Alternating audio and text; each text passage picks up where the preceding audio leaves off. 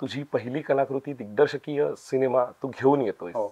नेमकी तुझ्या मनात असलेले प्रश्न काय आहेत ज्याची तू उत्तर शोधलीस? मला मला सगळ्यात आधी खूप भारी वाटतंय कारण आपण भेटलोय या निमित्ताने आणि मला जुन्या मित्राला परत भेटल्याचा फील आलाय कारण आपण So sweet. प्रत्येक वेळेला प्रत्येक टप्प्यावर एकमेकांना भेटलेलो आहोत. आणि तू खूप चांगली पाठराखण केलेली आहेस त्यामुळे हा प्रवास इथपर्यंत खरं तर आलेला आहे. त्यामुळे खूप चांगलं वाटतंय आणि सगळ्यात महत्त्वाचं एक नवीन जबाबदारी आहे. वा. आणि आत्तापर्यंत स्वतःच्या कामावर एक थोडा थोडा विश्वास होता. पण यावेळेला पहिल्यांदा मला असं वाटतं की माझा प्रेक्षकांवर पण खूप चांगला विश्वास बसेल जेव्हा प्रेक्षक उत्तर बघतील. त्यामुळे ही कलाकृती आईच्या मायेनं प्रेक्षकांच्या हातात द्यायला मी फार उत्सुक आहे. वाह. आणि मला वाटतं की त्यांना ते आवडेल.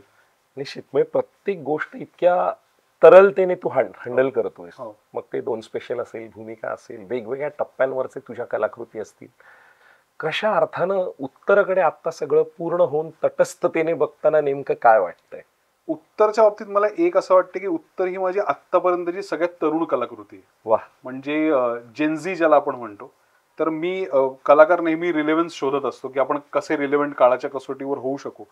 तर माझ्या नंतरची जी जनरेशन आहे त्यांच्या आयुष्यात डोकावण्याचा हा माझा पहिला प्रयत्न आहे. आणि त्यांच्या आयुष्यात डोकावल्यानंतर मला असं लक्षात आलं की त्यांच्याबद्दल गैरसमज पण खूप आहेत. त्यांच्याबद्दल स्टिरियोटाइप्स पण खूप आहेत.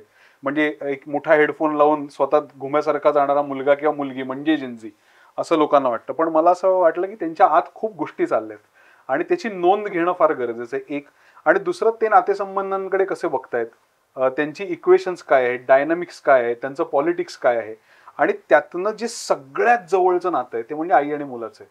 म्हणजे कालातीत नातं आहे पहिल्यापासून आत्तापर्यंत. त्या नात्याचा आजच्या जेनझी मुलाच्या पॉइंट ऑफ व्ह्यूनी काही गोष्टीवर आपल्याला सांगता येईल का, काही धुंडाळता येईल का,